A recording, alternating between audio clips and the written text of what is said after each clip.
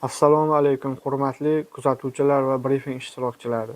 Bugungi brifingda tog' sanoati va geologiya sohasida kosmik monitoring natijalari va yashirin iqtisodiyotga qarshi kurash chora-tadbirlari to'g'risida qisqacha ma'lumot berib o'tmoqchiman. O'zbekiston Respublikasi Prezidentining 2025-yil 10-dekabrdagi naqdsiz hisob-kitoblarni ommalashtirish va yashirin iqtisodiyot ulushini qisqartirishga qaratilgan qo'shimcha chora-tadbirlar to'g'risidagi PP246-son farmoni ijrosini ta'minlash maqsadida tog' sanoati va geologiya sohasini nazorat qilish inspeksiyasi tomonidan keng ko'lamli monitoring va xatlov ishlari amalga oshirilmoqda.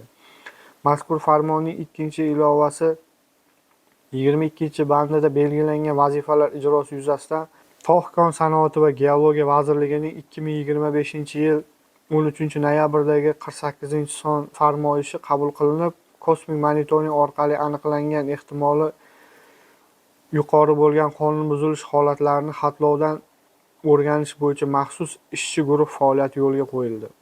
O'tkazilgan tizimli tahlillarga ko'ra, 2025-yil uchun respublika bo'yicha davlat kosmik monitoringi doirasida jami 3713 ta ehtimoli yuqori bo'lgan yer qa'ridan o'zboshimchalik bilan foydalanish holatlari aniqlangan bo'lib, ular hududlar kesimida quyidagicha taqsimlangan: Samarqandda 492 ta, Qashqadaryoda 476 ta, Buxoroda 459 ta, Toshkent viloyatida 388 ta, Toshkent shahrida 1 ta, Namanganda 351 ta, Navoiyda 237 ta, Qoraqalpog'iston Respublikasida 295 ta, Andijonda 268 ta, Surxondaryoda 263 ta, Farg'onada 188 ta, Xorazmda 138 ta, Jizzaxda 115 ta va Sirdaryoda 42 ta holat qayd etilgan. Ishchi guruhlar tomonidan 2025-yilning 17-noyabridan boshlab tezkor o'rganish tadbirlari natijasida joriy yilning 12-mart holatiga ko'ra jami 3518 ta holat, umumiy aniqlangan holatlarning qariyb 95%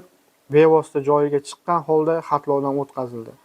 Davlat kosmik monitoring doirasida aniqlangan ma'lumotlar asosida ko'rilgan va ko'rilayotgan choralar haqida asoslantiruvchi hujjatlar bilan SJM yagona platformasiga ma'lumotlar yuklandi. Hozirgi kunda qolgan 195 ta holat bo'yicha o'rganish ishlari davom ettirilmoqda. Batafsil to'xtaladigan bo'lsak, Andijon, Qashqadaryo, Namangan, Sirdaryo, Buxoro, Navoiy va Surxondaryo viloyatlari hamda Toshkent shahrida o'rganish ishlari to'liq yakunlandi. Shu bilan birga Qoraqalpog'iston Respublikasi, Jizzax, Samarqand, Xorazm, Farg'ona va Toshkent viloyatlarida o'rganishlar davom ettirilmoqda va joriy yilning 15-mart sanasiga qadar o'rganish ishlari to'liq yakunlanadi. O'tkazilgan nazorat tadbirlarining natijadorligi shuni ko'rsatmoqdaki, o'rganilgan holatlarning 729 tasida qonun buzilish holatlari o'z tasdig'ini topgan bo'lsa, 691 ta holatda qonun buzilish holatlari o'z tasdig'ini topmadi. Eng achinarlisi 2098 ta holatda foydali qazilmalar noma'lum shaxslar tomonidan noqonuniy ravishda qazib olinganligi ma'lum bo'ldi. Mazkur holatlar bo'yicha 308 million metr kub hajmdagi noqonuniy qazib olish ishlari yuzasidan to'plangan 2351 ta o'rganish materiallari huquqiy baho berish va qat'iy chora ko'rish uchun huquqni muhofaza qiluvchi organlarga taqdim etildi.